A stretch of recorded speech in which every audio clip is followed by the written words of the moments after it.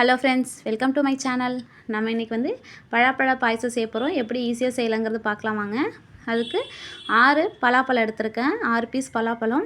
அதில் உள்ள சீடை இது மாதிரி கத்தியை வச்சு எடுத்துக்கங்க. இப்போ சீடு எடுத்த பலாப்பழத்தை எல்லாத்தையும் ஒரு குக்கரில் போட்டு அது முங்குற அளவுக்கு மட்டும் தண்ணி ஊற்றணும். இப்போ நான் 6 பீஸ் எடுத்திருக்கேன். 6 பீஸையும் அதில் போட்டுக்குங்க.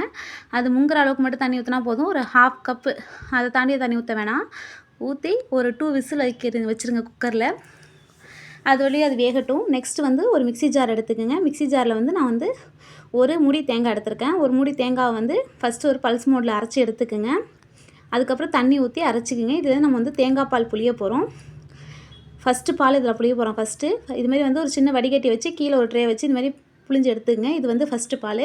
இது மாதிரி எடுத்து தனியாக வச்சுருங்க. நெக்ஸ்ட்டு நம்ம புளிஞ்ச சக்கரை இருக்குல்ல, கோகோனட் சக்கரை, அதை திருப்பி போட்டு 2வது பால் எடுக்கணும். லைட்டாக தண்ணி ஊற்றிக்கிங்க. ரொம்ப தண்ணி ஊற்றணும் அவசியம் கிடையாது. அதை போட்டு லைட்டாக தண்ணி ஊற்றி சும்மா ஒரு கிரைண்ட் மட்டும் பண்ணிக்கிங்க. அதுலேயும் பால் வரும். அரைச்சிக்கிங்க. அரைச்சி எடுத்திங்கன்னா இந்தமாதிரி கன்சிஸ்டன்சியில் வரும். அதையும் வடிகட்டி தனியாக எடுத்து வச்சுருங்க. அதுக்குள்ளே நம்ம பலாப்பழம் வேக வச்சோம்ல, பலாப்பழம் வெந்துட்டு அதை எடுத்து ஒரு மிக்ஸி ஜாரில் மாற்றிக்கிங்க. அதை தண்ணியை வடிகட்டி மிக்ஸி ஜாரில் மாற்றிட்டு ஒரே ஒரு அடி அடிச்சிங்கன்னா நல்லா மைய பேஸ்ட் ஆகிடும். இந்த அளவுக்கு நல்லா பேஸ்ட் ஆகிடும். அதை தனியாக எடுத்து வச்சுருங்க. நெக்ஸ்ட்டு ஒரு பேனை ஹீட் பண்ணிக்கிங்க.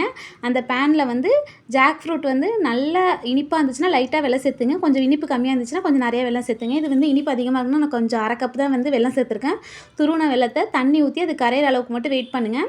அது நல்லா கரைஞ்சதுக்கப்புறம் எடுத்து தனியாக ஃபில்ட்ரு பண்ணி தனியாக எடுத்து வச்சுருங்க. நெக்ஸ்ட்டு அந்த பேனை சூடு பண்ணிக்கிங்க. அதில் 2 டேபிள் ஸ்பூன் நெய் ஊற்றிக்கிங்க. உங்கள்கிட்ட என்ன இருக்கும் நட்ஸ் சேர்த்துக்குங்க. நான் முந்திரியும் தேங்காய் துருவலும் சேர்த்துருக்கேன். தேங்காய் சின்ன சின்னதாக பீஸ் பண்ணி சேர்த்துருக்கேன். அப்போ க்ரன்ச்சியாக இருக்கும் சாப்பிடும்போது. இது நல்லா கோல்டன் ப்ரௌன் ஆகிற வரையும் வெயிட் பண்ணுங்கள். நல்லா கோல்டன் ப்ரௌன் ஆகிட்டு நெக்ஸ்ட்டு அதை தனியாக எடுத்து வச்சுருங்க. இந்த ரிமைனிங் இருக்க நெய்யில் நம்ம அரைச்ச ஜாக் ஃப்ரூட் பேஸ்ட்டை போட்டுருங்க.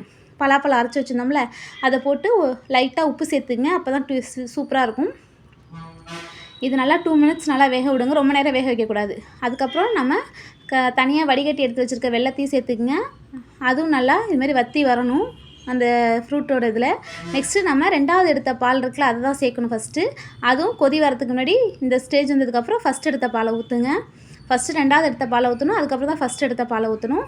ஊற்றி ரொம்ப கொதி வந்துடக்கூடாது. லைட்டாக அந்த பபிள்ஸ் வர ஸ்டேஜ் எடுத்து வச்சிடணும். அதுக்கப்புறம் எடுத்து சர்வ் பண்ணுங்கள். ஓகேவா? நல்லா மிக்ஸ் பண்ணி விட்டுட்டு நல்லா சர்வ் பண்ணுங்கள். சூப்பராக இருக்கும் ஃப்ரெண்ட்ஸ். நம்ம சேனலை பார்த்தீங்கன்னா லைக் பண்ணுங்கள், ஷேர் பண்ணுங்கள், சப்ஸ்கிரைப் பண்ணுங்கள், கொஞ்சம் சப்போர்ட் பண்ணுங்கள். நம்ம வறுத்து வச்சுருக்க நட்ஸு இதில் சேர்த்துக்குங்க. ஓகேவா? இந்த வீடியோ உங்களுக்கு பிடிச்சிருக்கா அப்படிங்கிறதையும் கமெண்ட்டில் தெரிவிங்க. தேங்க்யூ ஸோ மச் ஃபார் வாட்சிங்.